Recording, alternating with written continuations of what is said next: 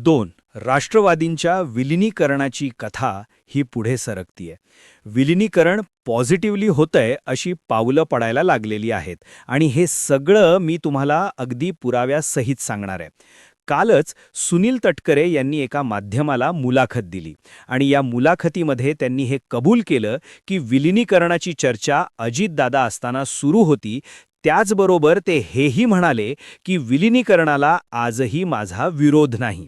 म्हणजे जे सुनील तटकरे याआधी असं म्हणत होते, म्हणजे अगदी काल परवापर्यंत ते म्हणत होते की अजितदादांची विलिनीकरणाबाबत चर्चा सुरू आहे असं मला वाटत नाही, कारण जर त्यांची चर्चा सुरू असती तर अजितदादांनी आम्हाला सांगितलं असतं. त्यामुळे विलिनीकरणाची चर्चाच होत नाहीये. आता हे सगळं का सुरू झालेलं होतं? स्वर्गीय अजितदादा यांचा अपघाती मृत्यू झाल्यानंतर, त्यांचं निधन झाल्यानंतर शरदचंद्र पवार गटातल्या नेत्यांनी विलिनीकरणाच्या मुद्द्याची चर्चा सुरू केली आणि त्यावेळेला अजितदादा पवार गटातले जे नेते आहेत ते एकदम शांत होते. आता उलटं झालंय. आता अजित पवार गटातले जे काही राष्ट्रवादीचे नेते आहेत ते विलिनीकरणाच्या मुद्द्यावर पुन्हा बोलू लागलेत आणि शरद पवार गटातले जे त्यांचे नेते आहेत ते मात्र यावर आता काही बोलत नाहीयेत. आत्तापर्यंत जर बोलत होता तर एकच माणूस आणि तो म्हणजे स्वतः रोहित पवार. रोहित पवार यांनी स्वर्गीय अजितदादा पवारांच्या विमान अपघाताला घेऊन अनेक प्रश्न उपस्थित केले. यामागे घातपाताची शंका आहे, शक्यता आहे असेही मुद्दे त्यांनी पुढे आणले. त्याचबरोबर विलिनीकरणाच्या मुद्द्यावर रोहित पवार असं म्हणाले की दोन राष्ट्रवादींच्या विलिनीकरण होऊ नये असं काही मंडळींना वाटतं आणि त्यामध्ये त्यांनी दोन व्यक्तींचं नावही घेतलं. एक म्हणजे प्रफुल्ल पटेल आणि दुसरे सुनील तटकरे. आत्तापर्यंत प्रफुल्ल पटेल असतील किंवा सुनील तटकरे असतील यांनी रोहित पवारांच्या या आरोपांवर त्यांना उत्तर देता आलेलं नाहीये. सुनील तटकरे माध्यमांच्या समोर एवढंच म्हणायचे की रोहित पवार जे काही बोलतायत ते मला टार्गेट करण्यासाठी बोलतायत, पण माझ्याकडे देखील बोलण्यासारखं खूप काही आहे. जेव्हा वेळ येईल तेव्हा मी बोलेन. या पलीकडे सुनील तटकरे काहीच बोलत नव्हते आणि विलिनीकरणावर तर ते नाहीच, अशा चर्चाच झाल्या नाही असं म्हणत होते. आता खुद्द सुनील तटकरे यांनी कबुली दिलीये की विलिनीकरण करण्याची चर्चा सुरू होती आणि आता माझा काही त्याला विरोध असायचं काही कारणच नाहीये. सध्या प्रफुल्ल पटेल या कुठल्याही चर्चेमध्ये नाहीयेत. प्रफुल्ल पटेलांनी दिल्लीमध्येच आपला मुक्काम हलवलेला आहे. ते महाराष्ट्राच्या राजकारणामध्ये आता लक्ष घालायला तयार नाहीयेत. याचं कारण असं आहे कारण रोहित पवारांनी ज्या पद्धतीने आरोप केलेले आहेत त्यातून सुनील तटकरे आणि प्रफुल्ल पटेल यांना पूर्ण त्यांनी लक्ष केलेलं आहे. दुसरीकडे हे सगळं होत असताना एक प्रश्न आपल्या मनामध्ये सतत होता की सुनेत्राताई पवार गप्प का आहेत? ते विमान अपघाताच्या बाबतीमध्येही काही बोलत नाहीयेत की घातपाताची शक्यता आहे का जे रोहित पवार म्हणतायत त्यावर त्या बोलत नाहीयेत. विलिनीकरणाच्या मुद्द्यावरही त्या काही बोलत नाहीयेत. जे मुद्दे उपस्थित होत आहेत शरद पवार गटाकडनं त्यावरही सुनेत्रा पवार काही बोलत नाहीयेत. त्यानंतर इतके आरोप सुनील तटकरे आणि प्रफुल्ल पटेल यांच्यावर होत आहेत त्यावरही सुनेत्रा पवार काही बोलत नाहीयेत. नेमकं काय चाललंय? सुनेत्रा पवार गप्प काय? बरं, सुनेत्रा पवार गप्प आहेत, पार्थही पवार काही बोलत नाहीये, जय पवारही काही बोलत नाहीयेत. जय पवारांनी नाही म्हणायला एक एक्स पोस्ट केली होती, ती सुद्धा घातपाताच्या दृष्टीतनं की विमान अपघाताची सखोल चौकशी व्हायला पाहिजे, यामध्ये घातपाताची शक्यता दिसून येते, याबाबतचं एक ट्विट त्यांनी केलेलं होतं. या पलीकडे कुणीच काही बोललं नाही. त्यामुळे अनेक प्रश्न पडत होते की राष्ट्रवादीला खरंच अजित पवारांच्या राष्ट्रवादीला विलिनीकरण हवंय किंवा नकोय. पण आता सुनेत्रा पवारांनी एक पत्र जे निवडणूक आयोगाला दिलेलं आहे या पत्रांनी अनेक प्रश्नांची उत्तरं देऊन टाकलेली आहेत. म्हणजे जे विलिनीकरणाची चर्चा चालू आहे त्याचं उत्तर दिलेलं आहे. जे आत्तापर्यंत सुनील तटकरे आणि प्रफुल्ल पटेल यांच्यावर जे आरोप होत आहेत रोहित पवाराकडनं की हे दोन व्यक्ती राष्ट्रवादी हायजॅक करण्याचा प्रयत्न करतायत, या पत्रातनं देखील उत्तर देण्यात आलेलं आहे. सुनेत्रा पवारांनी ती उत्तर दिलेलं आहे. त्यामुळे हे नेमकं पत्र काय आहे ते त्यांनी निवडणूक आयोगाला असं काय म्हटलंय त्या पत्रामध्ये आणि तेच पत्र इतकं महत्त्वाचं आहे की या पत्रा म्हणजे मी जे तुम्हाला म्हटलं की मी पुराव्यासहित तुम्हाला सांगणार आहे, हा पुरावा म्हणजे सुनेत्रा पवारांनी निवडणूक आयोगाला दिलेलं हे पत्र आहे. या पत्रात सुनेत्रा पवार काय म्हणतायत निवडणूक आयोगाला की याआधी तुमच्याकडे राष्ट्रवादीचं जर काही कुठलं पत्र असेल, मग ते घटनेमध्ये काही दुरुस्त्या झाल्या असतील त्या संदर्भातला असेल, नियमामध्ये काही आम्ही बदल केले त्या संदर्भातला असेल, तर असं कोणतंही पत्र गेल्या 3 वर्षाच्या आत तुमच्याकडे जर का आलं असेल तर ते ग्राह्य धरू नये. एक लक्षात घ्या, ही फार मोठी खेळी सुनेत्रा पवारांनी खेळलेली आहे आणि या खेळीमुळे सुनील तटकरे असतील, प्रफुल्ल पटेल असतील, चेकमेट झालेले आहेत. आता याचं कारण काय? एक लक्षात घ्या, प्रत्येक पक्ष हा जेव्हा नव्यानं तयार होतो, निर्माण होतो, तेव्हा त्याची नोंदणी ही तर तुम्हाला आधी निवडणूक आयोगाकडे करावीच लागते.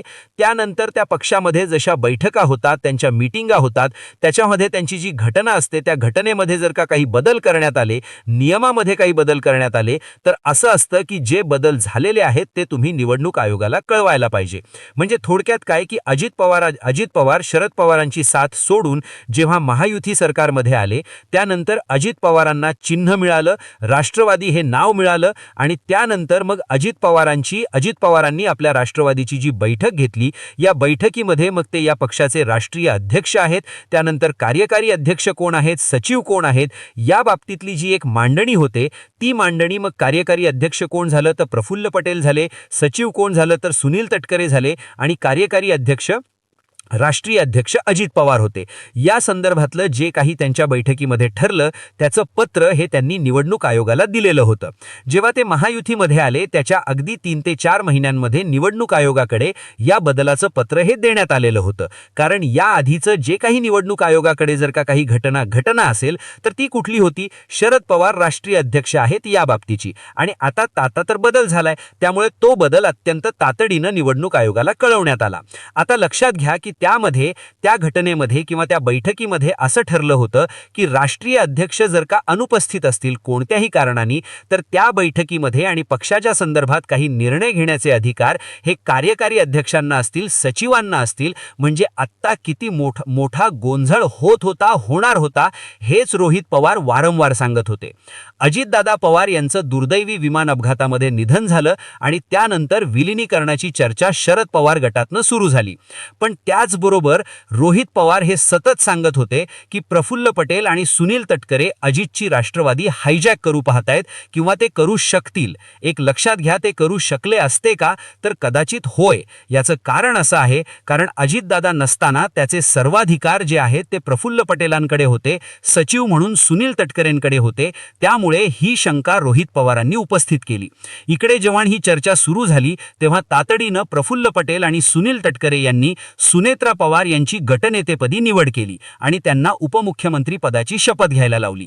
पण त्याच वेळेला त्यांनी सुनेत्रा पवार या पक्षाच्या अध्यक्ष आहेत याबाबत कुठेही वाच्यता केली नाही, कुठेही सुतोवाच केला नाही किंवा त्याची घाई सुद्धा केली नाही. आणि त्यामुळेच राष्ट्रवादी शरद पवार गटामध्ये काही असं जाणवायला लागलं की सुनील तटकरे आणि प्रफुल्ल पटेल हे काही वेगळा डाव खेळतायत का?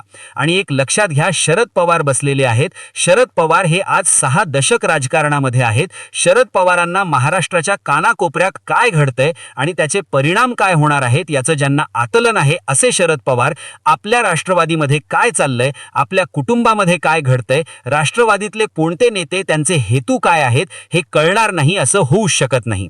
आणि असं म्हटलं जातं, आपण ते काही दाव्यानिशी बोलू शकत नाही किंवा आपण ते खरंच असेल असं बोलू शकत नाही, परंतु सुनेत्राताईंनी जो 4थ्या दिवशी उपमुख्यमंत्री पदाची शपथ घेतली, ही शपथ घ्यायला सांगणारं कोणीतरी अदृश्य शक्ती आहे आणि असं म्हटलं जातं की ते सुद्धा शरद पवारच आहेत.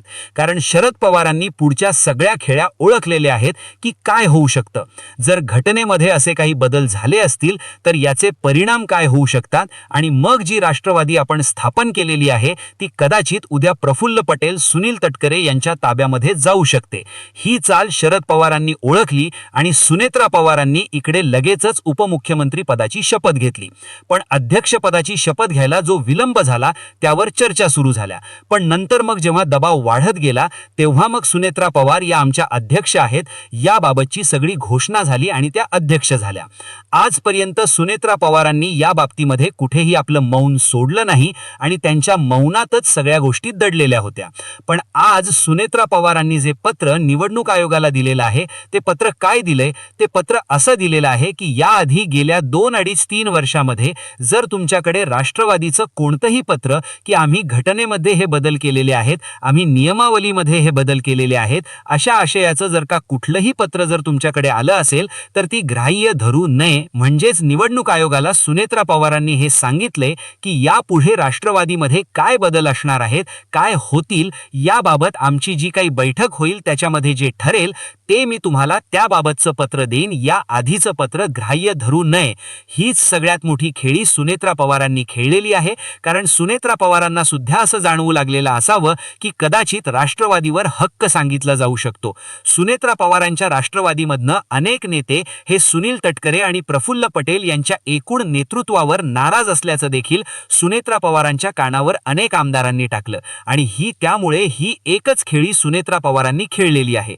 आता या खेळीतनं काय झालेलं आहे तर ही खेळी खेळल्यानंतर आता चेकमेट कोण झालं तर सुनील तटकरे आणि प्रफुल्ल पटेल हे तर चेकमेट झालेले आहेत. आता ते आणि म्हणून सुनील तटकरे लगेच बोलू लागले की विलिनीकरणाची चर्चा सुरू होती आणि माझा काही त्याला विरोध नाही. एक लक्षात घ्या, विलिनीकरणाची चर्चा ही आता सुरू झालेली आहे.